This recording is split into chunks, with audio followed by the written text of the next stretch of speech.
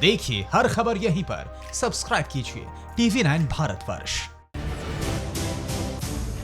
और चीन की इन चालबाजियों के बीच हिंदुस्तान ने मास्टर स्ट्रोक चल दिया है। अब भारत ने चीन से लगने वाले बॉर्डर पर T-90 टैंकों की तैनाती कर दी है। इसने ड्रैगन को और भी डरा दिया है।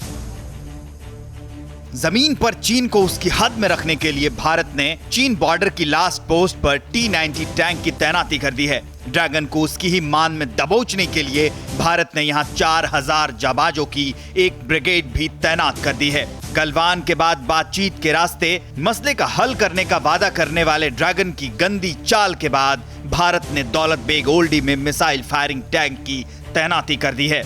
लद्दाख के दौलत बेग ओल्डी में T-90 टैंक की तैनाती की गई है। उसके साथ 4000 जवानों की भी तैनाती की गई है। बख्तरबंद वाहन से इसकी निगरानी रखी जा रही है।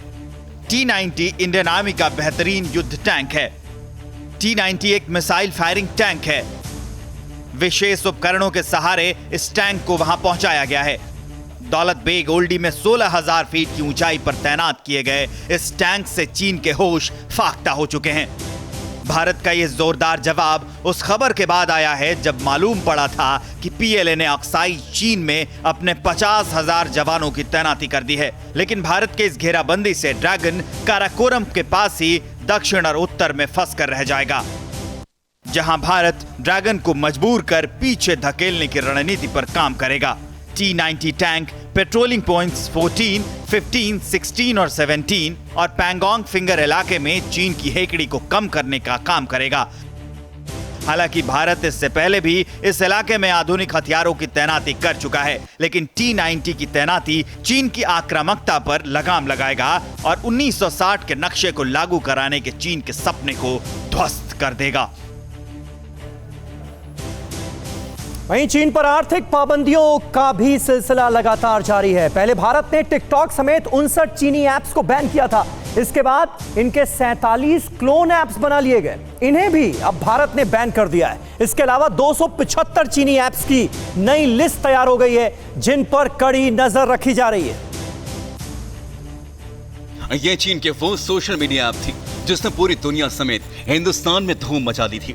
भारत के करोड़ों युवाओं पर यह टिकटॉक ऐप सिर चढ़कर बोल रही थी। हर रोज लाखों वीडियोस अपलोड होते थे, लेकिन चीन ने गलवान में हिमाकत की। भारत ने मुंहतोड़ जवाब दिया और टिकटॉक समेत 59 चीनी ऐप को बैन कर चीन को तगड़ा झटका दिया।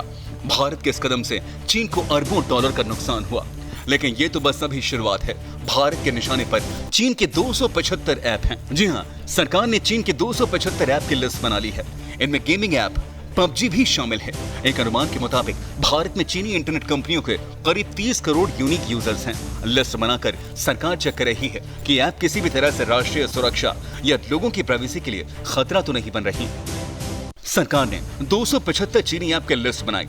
नई लिस्ट में टेंसेंट कंपनी का गेम PUBG भी शामिल, Xiaomi का जिली, ई-कॉमर्स दिग्गज अलीबाबा का अली एक्सप्रेस भी शामिल है। टिकटॉक के मालिक कंपनी बाइट डांस के रेसो और यूलाइक ऐप भी शामिल है। इन सभी चीनी ऐप्स का रिव्यू लगातार जारी है। इन ऐप्स की फंडिंग के एक सोर्स की पड़ताल हो रही है। साफ शब्दों में कहें तो इन सभी ऐप पर बैन की तलवार लटक रही है। भारत सरकार अब ऐप्स के लिए नियम कायदे बना रही है, जिन पर खरा नहीं उतरने वाले ऐप्स के बैन होने का खतरा बना रहेगा।